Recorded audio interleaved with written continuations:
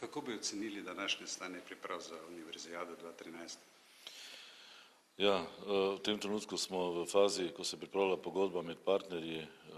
V tej pogodbi bodo pa zapisane obveznosti, pristojnosti, odgovornosti za izvedbo samega projekta. Prepričan sem, da bomo to v roku, ki smo si ga zadali, tudi postorili. Vzporedno tečejo tudi aktivnosti za dokapitalizacijo podjetja Univerzijada 2014 d.o.o.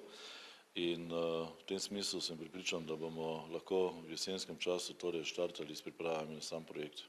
Kakšna pa relacija do Mariborske univerze, ki se je nekako odmaknila, ogradila od Univerzijade? Ja, predstavnica Mariborske univerze komunicira z organizacijskim odborom in z ostalimi partnerji pač preko medijev, s to imajo vso pravico, ni pa prav, da obtožujejo, klevetajo in preprosto tukaj nimamo nobenega komentarja. Mi si še vedno želimo sodelovanje univerze. Nenazadnje je to pomemben projekt za razvoj tudi univerzitetnega športa in prav bi bilo, da na Mariborski univerzi precenijo in ugotovijo, zakaj sploh gre. Kaj je negativno stališče celotne univerze ali to gre za posamezne? Tega vam zdaj ne znam povedati, torej predstavnica Mariborske univerze komunicira preko medijev. Bolj bi bilo zaželeno, da bi prišli predstavniki Mariborske univerze na organizacijski odbor, kjer bi imeli priložnost z ostalimi partnerji prediskutirati, preveriti in poiskati čim boljše rešitve za izvedbo samega projekta.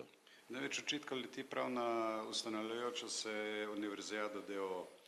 Ja, ne vem zakaj v bistvu, ne. Ustanoviteljice so občine, veljajo vsi predpisi za taki d.o.o. in ugotovili smo, da je to najhitrejši pa tudi najučinkovitejši pristop za to, da bomo lahko čim prej pričeli s pripravami. Tisto, kar je velika zabloda predstavnice Mariborske univerze, je, da bi naj ta d.o.o. peljal investicije. To je zelo zgrešeno mišljenje. Mi smo že večkrat povedali, da bodo investicije peljali torej ali zasebni investitorji v sklopu svojega denarja ali pa mestna občina oziroma občine v okviru javnih sredstev. Tako da v tem smislu se ni kaj za bati zlorab, na katere namigujejo strani Mariborske univerze.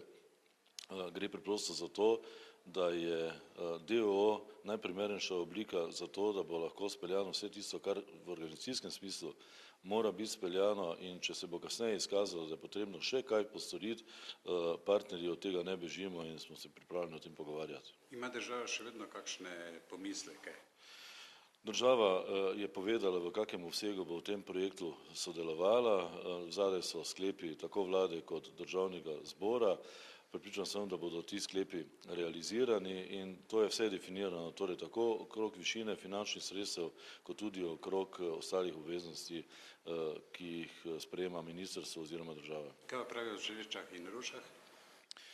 V Žrečah in Rušah so v tem trenutku sprejeli torej sklepe o dokapitalizaciji, tako da je zdaj, bom rekel, so dani vsi pogoji za to, da lahko stečejo nadaljnje priprave okrog tega.